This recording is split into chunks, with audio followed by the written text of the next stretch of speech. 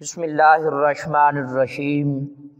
عزیز طلباء، تعلیم الاسلام کا آج ہم آخری اور 28واں سبق پڑھنے کی سعادت حاصل کر رہے ہیں۔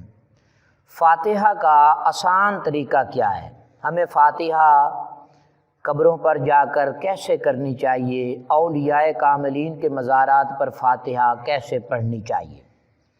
پہلے 3 یا 5 یا 7 بار حضور علیہ السلام کی ذات بابرکات پر درود پڑھے، پھر جس قدر ہو سکے قرآن شریف کی مختلف صورتیں آیتیں تلاوت کرے، کم سے کم چاروں کول پڑھے، سورۃ فاتحہ شریف پڑھے، الف لام میم سے لے کر مفلحون تک سورۃ البقرہ پڑھے، بارگاہ الہی میں ہاتھ اٹھا کر یوں دعا کرے، یا اللہ ہم نے جو کچھ درود شریف پڑھا ہے، قرآن مجید کی آیتیں تلاوت کی ہیں، ان کا ثواب اگر کھانا یا شرینی ہو تو اتنا اور کہے کہ کھانا اور یا شرینی کا ثواب بھی، یعنی آیات کا ثواب بھی، کھانا اور شرینی کا بھی ثواب بھی ساتھ ذکر کرے، اگر نہ ہو تو پھر آیات کا ذکر کر دے۔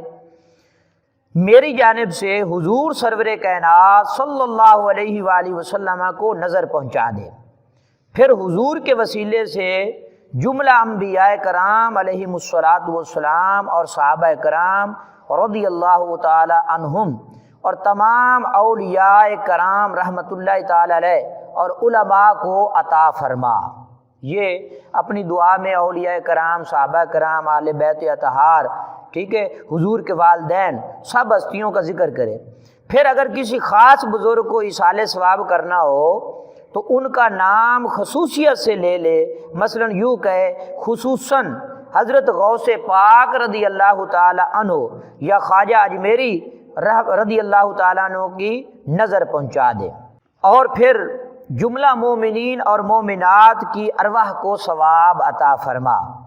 اور اگر کسی خاص آدمی کو ایصال ثواب کرنا ہو، جس طرح کل خانی ہوتی ہے تو وہاں پر جو مرحوم یا مرحومہ فوت ہو جاتے ہیں ان کے لیے ایصال کیا جاتا ہے، تو اگر کسی عام آدمی کو ایصال ثواب کرنا ہو تو اس کا ذکر خصوصیت سے کرے، مثلا یوں کہ خصوصاً ہمارے والد والدہ یا دادا دادی یا نانا نانی یا فلاں بن فلاں کی روح کو میں ایصال کرتا ہوں، روح کو پروردگار تو ثواب پہنچا دے، اور پھر تمام مومنین اور مومنات کی ارواح کو بھی ثواب پہنچا دے۔